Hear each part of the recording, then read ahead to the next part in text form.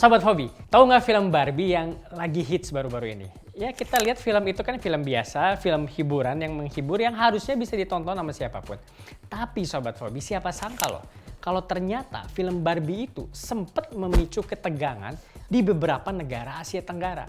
Bahkan sampai pemerintah Vietnam itu melarang film Barbie tayang di negaranya.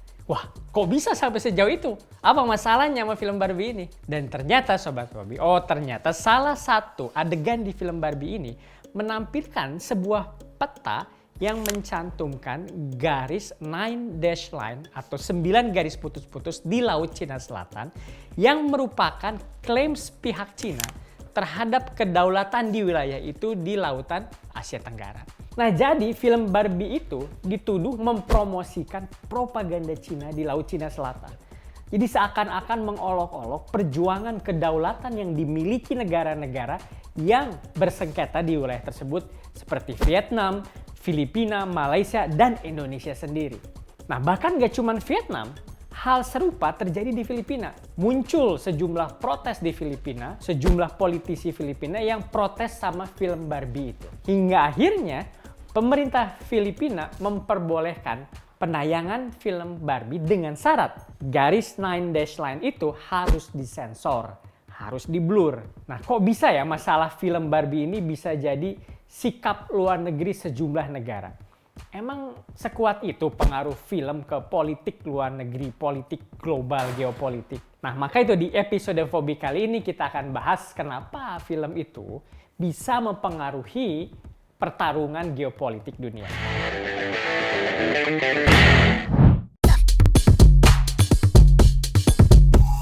Sobat Fobi, waktu zaman sebelum Perang Dunia II dulu, seorang petinggi Nazi Jerman saat itu, seorang dekat dengan Hitler, namanya Joseph Goebbels. Dia itu pernah bilang kira-kira gini, kebohongan yang diulang sesering mungkin akhirnya akan menjadi kebenaran dan dipercaya oleh orang-orang. Nah, dengan prinsip itu, prinsip yang sederhana, Joseph Goebbels itu berhasil membuat partai Nazi bangkit di Jerman yang ujungnya kita semua tahu berujung pada Perang Dunia II yang merenggut jutaan nyawa manusia.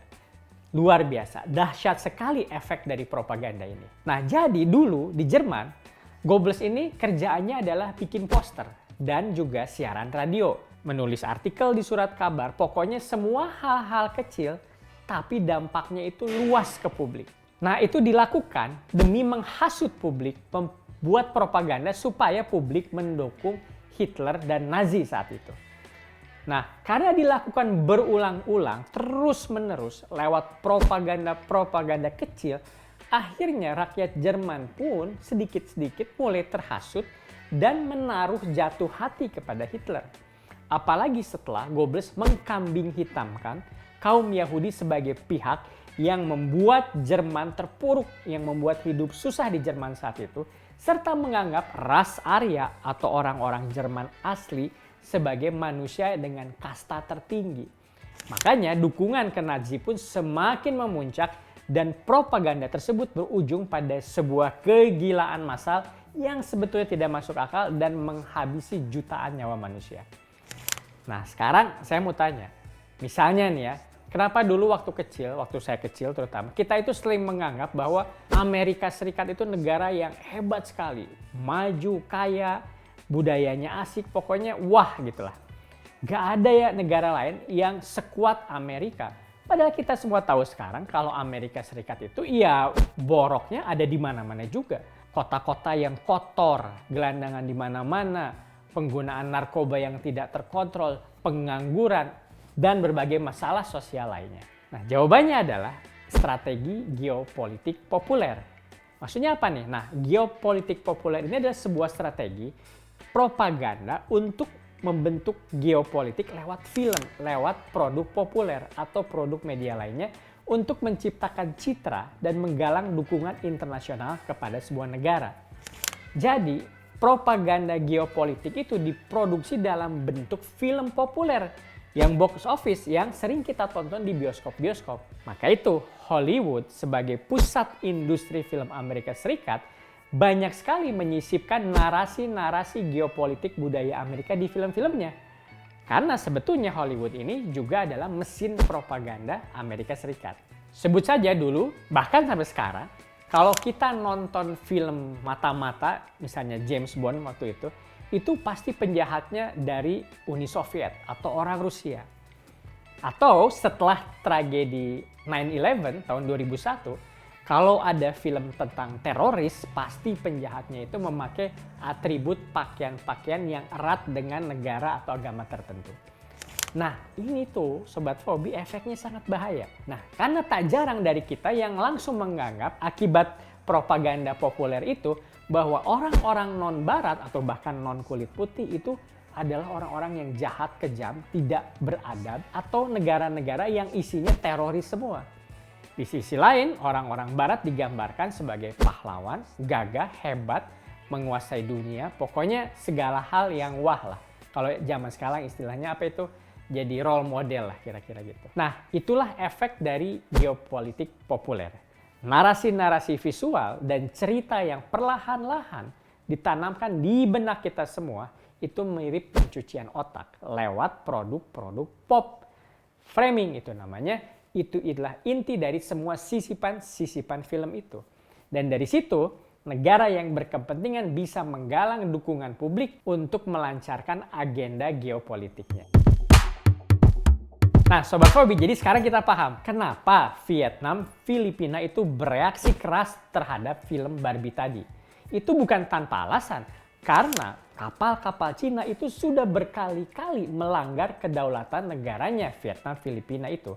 Padahal Nine Dash Line itu tidak diakui secara internasional. Nah, tapi kok film Barbie ini nggak dilarang di Indonesia? Waduh, bisa bahaya kan kalau misalnya Laut Natuna Utara kita yang penuh dengan gas itu dicaplok diambil Cina juga. Nah, sabar dulu Sobat Fobi. Kita tenang dan dinginkan dulu kepala sejenak. Jadi, efek film propaganda geopolitik populer ini memang lambat. Tidak akan seketika berpengaruh besar. Jadi, kita masih bisa santai saja menurut saya. Daripada kita terlalu reaktif, sembrono, gerasa-gerusu seperti Vietnam dan Filipina. Lebih baik kita atur strategi. Bagaimana cara menghadapi itu? Nah, kenapa kita perlu mengatur strategi Sobat Fobi? Masalahnya ya, ini suka atau tidak suka, Cina itu adalah mitra dagang terbesar Indonesia. Itu faktanya.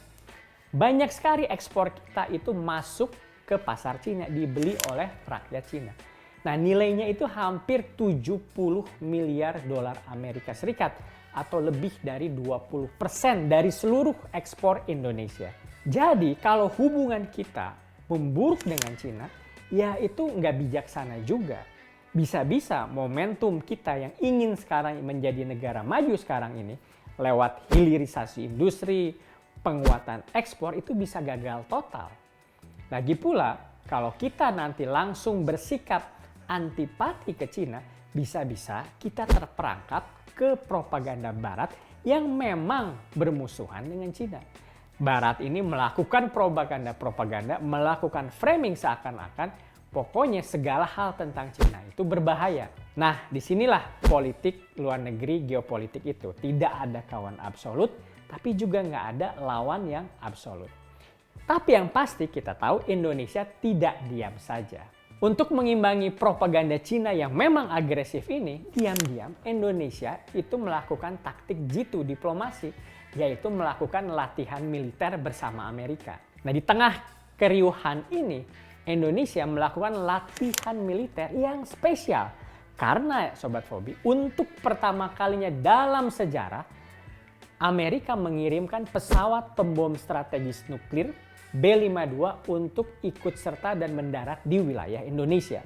Sebelumnya, pembom besar raksasa ini belum pernah datang atau mendarat di Indonesia.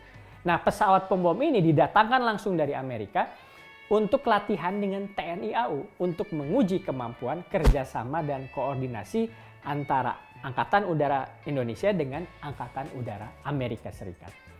Nah, ini jadi tentunya sebuah sinyal kuat untuk Cina bahwa, Cina, jika kalian terlalu agresif terhadap Indonesia, maka Indonesia tidak segan-segan akan bekerja sama dengan militer Amerika. Jadi Indonesia itu cerdik. Indonesia berselancar di antara kedua gelombang besar Cina dan Amerika dengan fokus utama mengutamakan kepentingan nasional Indonesia.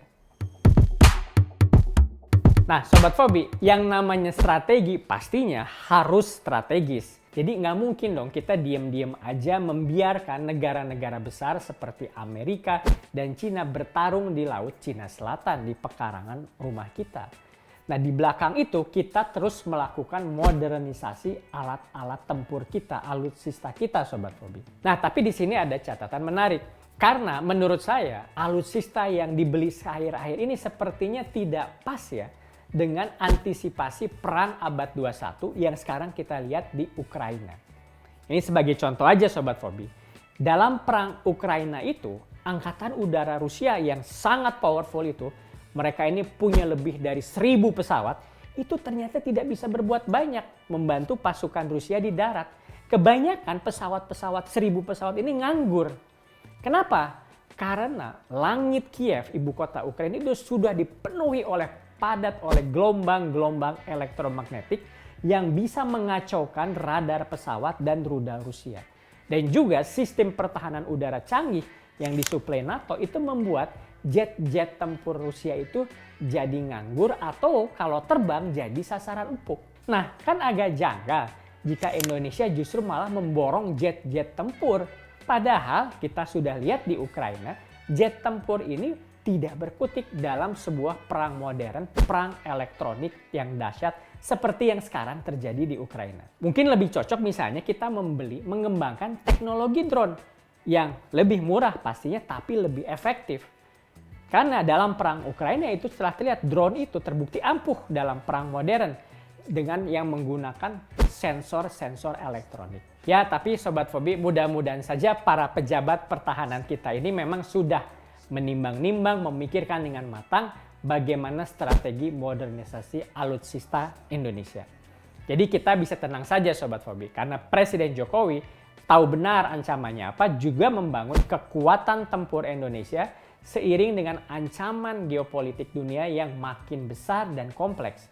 Ya kita tetap harus berjaga-jaga kalau konflik terjadi tidak bisa kita hindarkan. Yang pasti Sobat Fobi, Indonesia ini sedang memainkan permainan yang cerdas.